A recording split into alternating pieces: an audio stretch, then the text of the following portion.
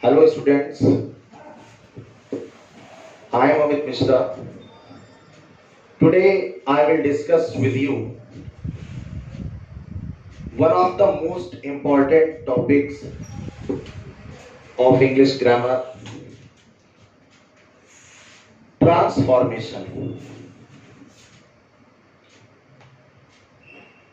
Transformation means change of grammatical structure, in the sentence without altering its meaning. जब हम किसी sentence में उसमें ग्रामेटिकल चेंज करते हैं, स्ट्रक्चरल चेंज करते हैं ग्रामर के बेसिस पे, और उसका जो मूल सेंस है, मीन्स जो उसका एक्चुअल सेंस है, उसमें कोई परिवर्तन ना हो, that is known as transformation.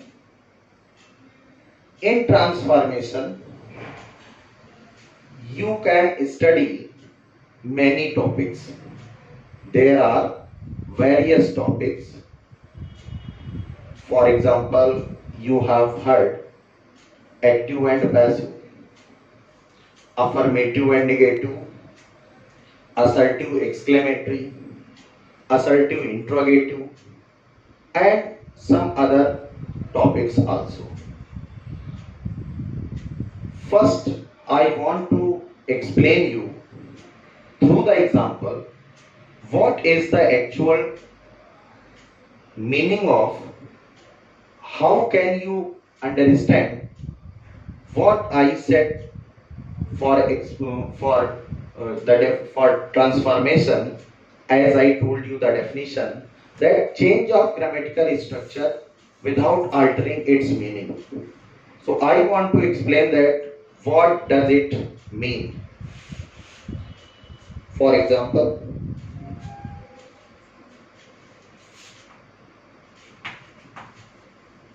he is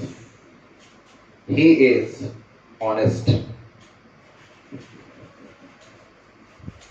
He is honest. Okay. Now if I want to transform means now I have to change this sentence, but the sense of the sentence should not be changed. That is called transformation. He is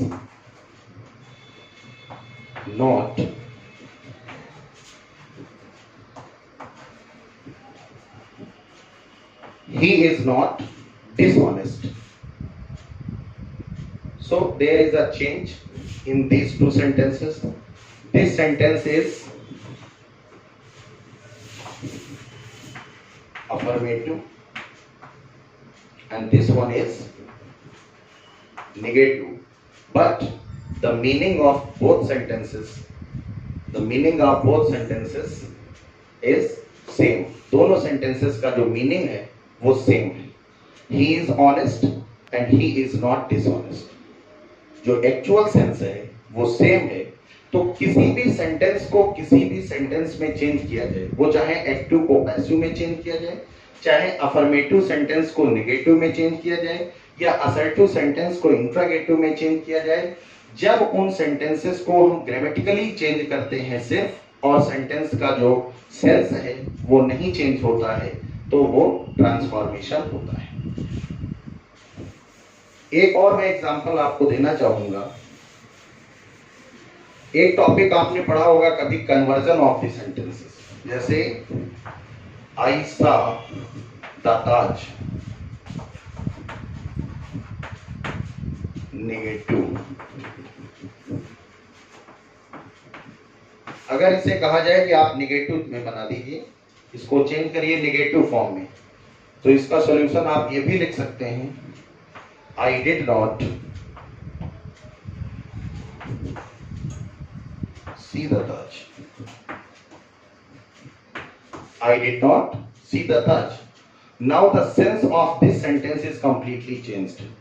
ये negative तो हो गया, but this is not transformed, ये transformation नहीं हुआ। Transformation कब होगा? जब इसी यही सेंस उस सेंटेंस से भी निकले। इसमें है कि मैंने ताज देखा, और इसका सेंस है मैंने ताज नहीं देखा। अब हम ऐसा सेंटेंस भी लिख सकते हैं जिसमें यही सेंस आएगा।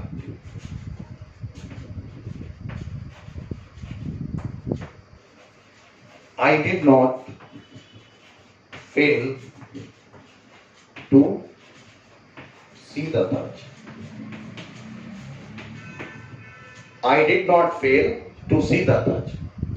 Now the sense is मैं ताज देखने में असफल नहीं हुआ। It means मैंने ताज देखा। तो ये है ट्रांसफॉर्मेशन, और इसको अगर हम कहें तो ये है कन्वर्जन ऑफ द सेंटेंस। इस सेंटेंस में केवल ये चेंज आया कि अफर्मेटिव था ये, इसको हमने नेगेटिव फॉर्म में चेंज कर दिया। तो अब आप समझ गए होंगे कि ट्रांसफॉर्मेशन से क्या सेंस है। ट्रांसफॉर्मेशन का मतलब है कि ग्रामेटिकल स्ट्रक्चर चेंज होगा, स्ट्रक्चरल चेंज होगा सेंटेंस में, but without altering the meaning of the sentence. Sentence का जो एक्चुअल मीनिंग है उसमें कोई भी चेंज नहीं होगा। Now I come to the topic, actual topic which I want to discuss with you, the change of affirmative and negative sentences. Affirmative sentence को negative sentence में change करना, there are many methods, overall 6 methods. So today I will discuss first by using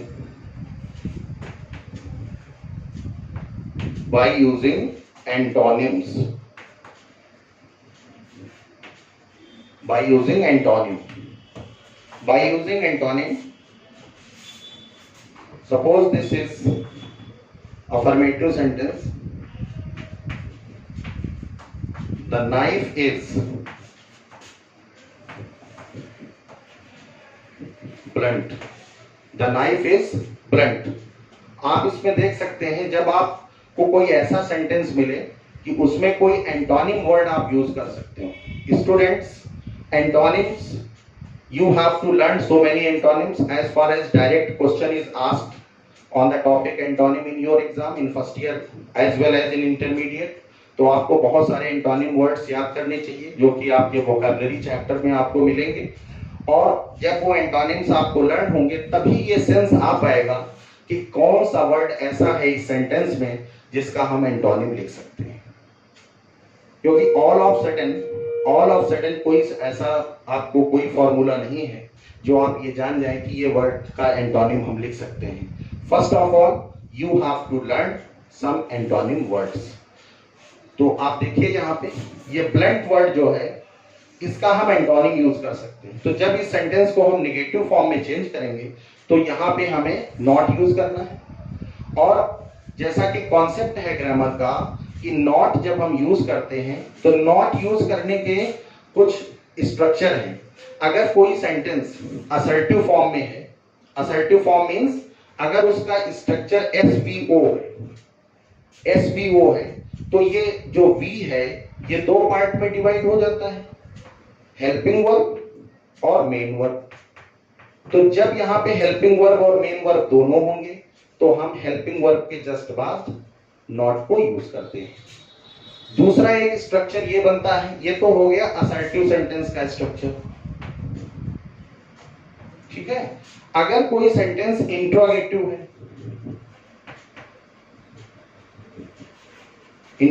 है, sentence, तो उसका जो not use करने का formula है वो ये है। इंट्रोगेटिव सेंटेंस में दो स्ट्रक्चर हो सकते हैं। एक तो पहला ये हो सकता है कि helping verb plus subject, helping verb plus subject plus main verb plus object, ये इंट्रोगेटिव का स्ट्रक्चर होता है जिसे हम इंट्रोगेटिव फर्स्ट टाइप कहते हैं। दूसरा एक स्ट्रक्चर इसमें होता है क्यूडब्ल्यू प्लस हेल्पिंग वर्ब,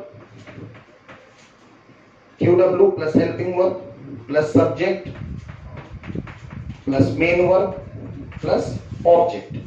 तो ये जो स्ट्रक्चर होगा स्टूडेंट्स बहुत ध्यान से समझिए, इंट्रोगेटिव में हेल्पिंग वर्ब से सेंटेंस स्टार्ट हो सकता है या क्वेश्चन वर्ड से स्टार्ट हो सकता है, फिर हेल्पिंग वर्ब के बाद सब्जेक्ट, सब्जेक्ट के बाद मेन वर्ब। तो जो इंट्रोगेटिव में नॉट यूजुअली यूज करते हैं वो सब्जेक्ट के बाद यूज करते हैं, और जो असर्टिव सेंटेंस होते हैं उसमें हम नॉट, जो जो नेगेटिव वर्ड्स होते हैं उन्हें हम नॉट है, नेवर है, वो हम हेल्पिंग वर्ब के जस्ट बाद यूज कर लेते हैं। तो जब हम इस सेंटेंस का अफर्मेटिव से नेगेटिव करेंगे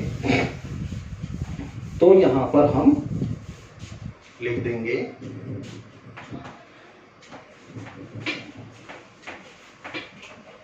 द नाइफ इज नॉट, अपलेंट का अपोजिट होगा sharp.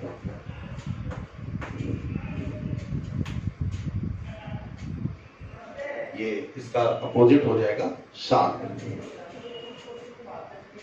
Now I want to discuss one more rule, okay. So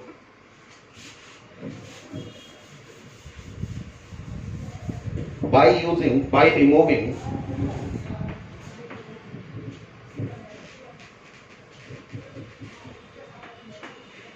removing adverb to, इसमें नेक्स्ट रूल है बेटा adverb to को रिमूव करना।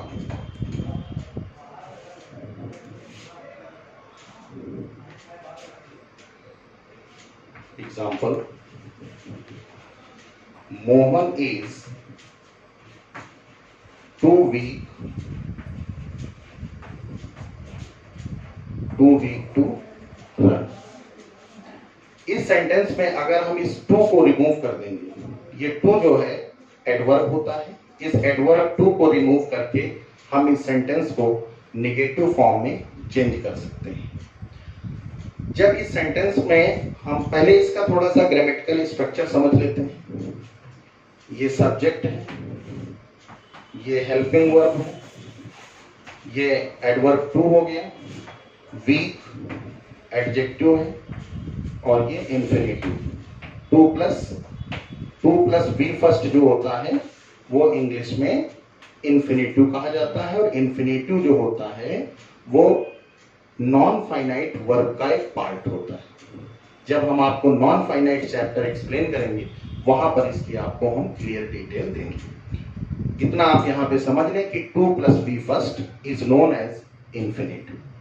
और एक बात बताना चाहेंगे, टू रन वर्ब, इसे वर्ब नहीं मानते, ये नॉन फाइनाइट होता है। जो टू प्लस बी फर्स्ट जब कभी आपको इंग्लिश सेंटेंस में लिखा मिले तो आप ये समझ लीजिएगा कि ये वर्ब नहीं है, ये नॉन फाइनाइट वर्ब है। और फाइनाइट और नॉन फाइनाइट वर्ब में जो बेसिक डिफरेंस है वो ये है कि जिस वर्ब का रिलेशन सब्जेक्ट से होता है वो फाइनाइट वर्ब, और जिस वर्ब का रिलेशन सब्जेक्ट से ना हो वो non finite. Okay, so now I come to the sentence, how to change it. ये जो टू है इसको हम सो में चेंज करते हैं तो इसका सेंस हो जाता है, इसको इस टाइप से हम चेंज कर सकते हैं। इसको सो में चेंज करेंगे तो ये हो जाएगा मोहन इज सो वीक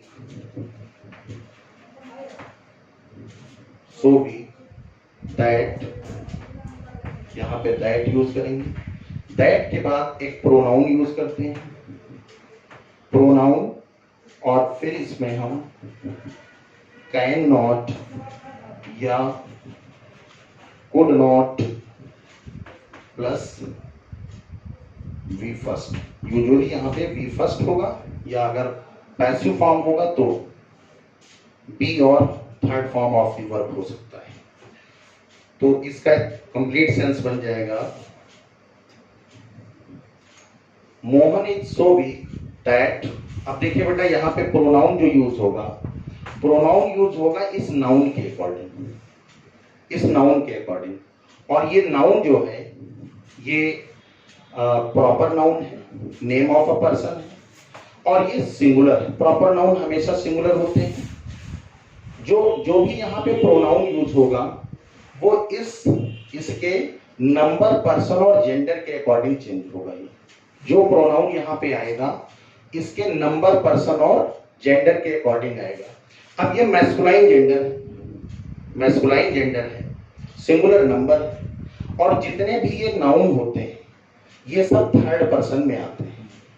जितने भी नाउन है वो सब थर्ड पर्सन में आते हैं। बहुत आपको कंफ्यूज होने की जरूरत नहीं है। अगर हम वैसे ही पूछें आपसे कि मोहन नाउन है, तो अगर मोहन नहीं कहेंगे तो इसके लिए प्रोनाउन वर्ड हम ही कहेंगे। अगर यहाँ पे सीता वर्ड होता तो हम सी यूज करते हैं, और अगर यहाँ पे बॉयज है तो हम दे यूज करेंगे, क्योंकि बॉयज प्लूरल है। इस तरह से हम यहाँ पे जो प्रोनाउन यूज करते हैं वो इस बेसिस पे यूज करते हैं। मोहन है तो इसका मैस्कुलाइन जेंडर है, थर्ड पर्सन है इसका, और इसका जो और नंबर जो इसका है वो सिंगुलर नंबर है। इंग्लिश में दो नंबर होते हैं, सिंगुलर एंड प्लूरल, एक वचन और बहुवचन। ये सब ऐसी चीजें हैं स्टूडेंट्स कि हम आपको बार बार एक्सप्लेन करते रहेंगे और इन्हें आप अच्छी तरह से समझने की कोशिश करें। तो इसका एक्चुअल सेंस हो जाएगा, Mohan is so weak that he can not. ये कैन नॉट और कुड नॉट इस चीज पे डिपेंड करेगा कि यहाँ पे अगर प्रेजेंट है, अगर यहाँ पे प्रेजेंट है तो कैन नॉट यूज होगा, और अगर यहाँ पे पास्ट है, पास्ट टेंस अगर यहाँ पे इंडिकेट होगा तो कुड नॉट यूज होगा। तो ओवरऑल इस सेंटेंस का जो एग्जैक्ट सॉल्यूशन होगा वो हो जाएगा, Mohan is so weak that he can not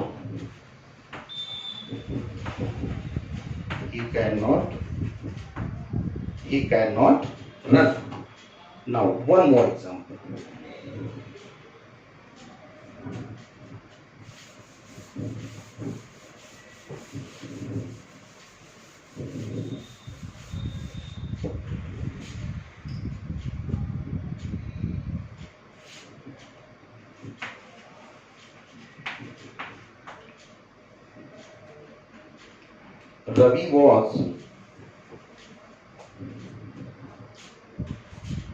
Ravi was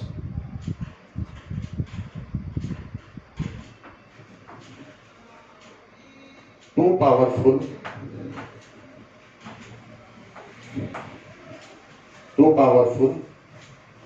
to be defeated. Too powerful to be defeated. Now I am going to change this. Ravi was so powerful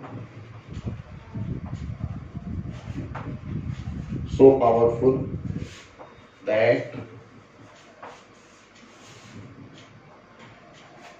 Ravi के according यहाँ पे pronoun ही हो जाएगा, that he was है यहाँ पे तो हम कुड नॉट यूज कर सकते हैं,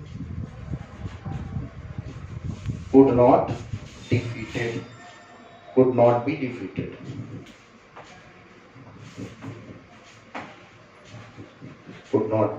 डिफीटेड, तो कुड नॉट बेटा इसलिए यूज हुआ है क्योंकि यहाँ पे पास्ट टेंस यूज हुआ है, ओके, और रवि के अकॉर्डिंग यहाँ पे प्रोनाउन ही यूज किया गया और टू को सो में चेंज किया गया।